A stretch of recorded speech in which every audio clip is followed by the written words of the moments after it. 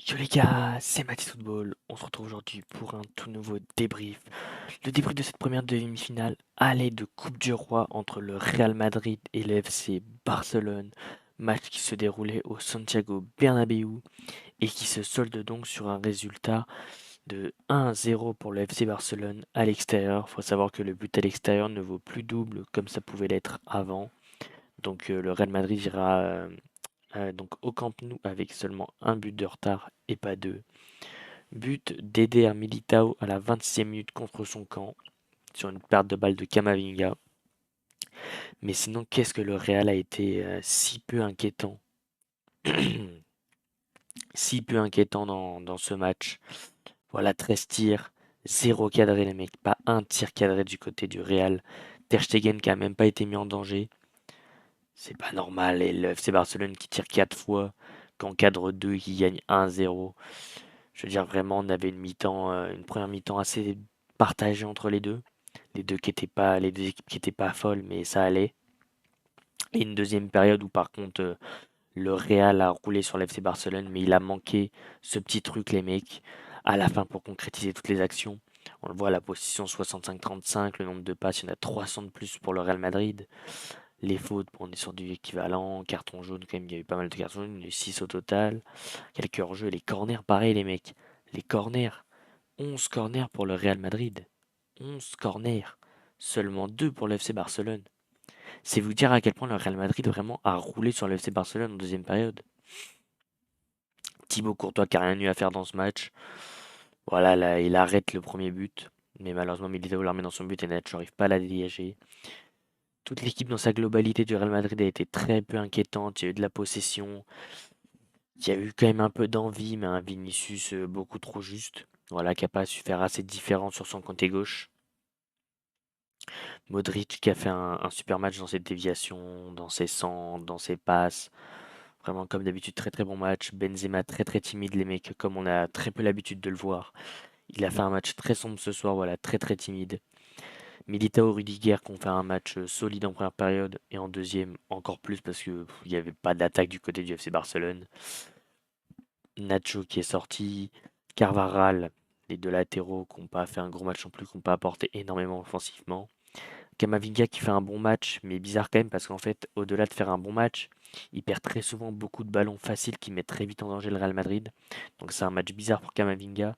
Toni Kroos qui a fait un bon match aussi. Valverde qui a eu une activité intéressante comme d'habitude. Mais dans sa globalité, cette équipe du Real Madrid, les mecs, n'a pas été inquiétante ce soir.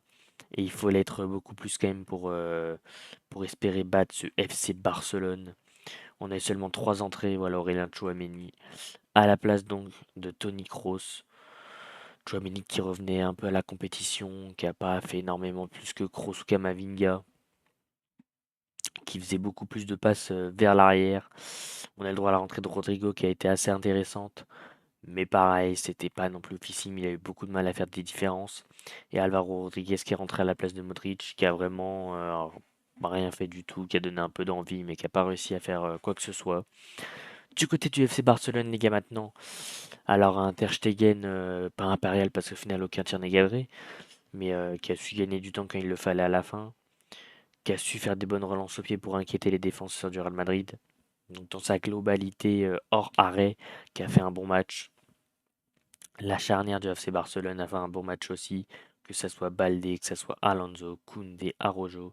Je mettrais plus quand même ce côté droit, Koundé qui a superbe bien défendu sur Karim Benzema tout au long de la partie. L'impuissance du Real Madrid aussi en fait vient du fait que le FC Barcelone est superbement défendu aussi, ça il faut pas le renier.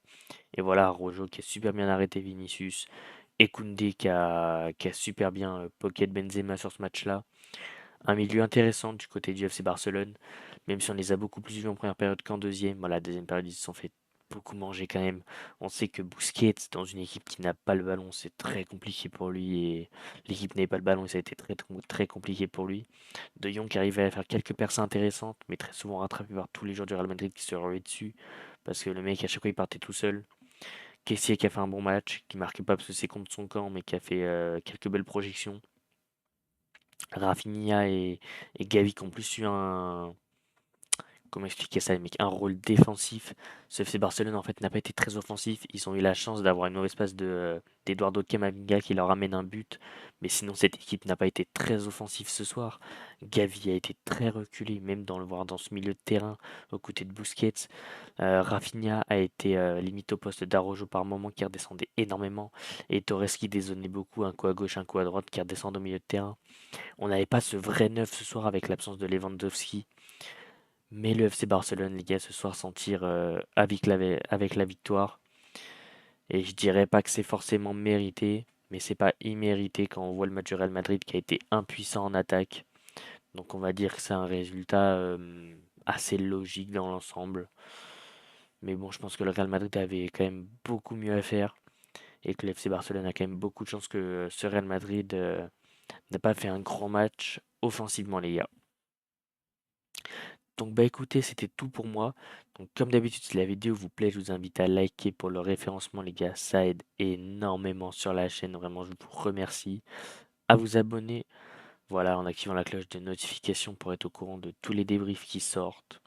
À commenter en me donnant vos tops et vos flops. Sur ce, c'était Mathis Football. Ciao l'équipe.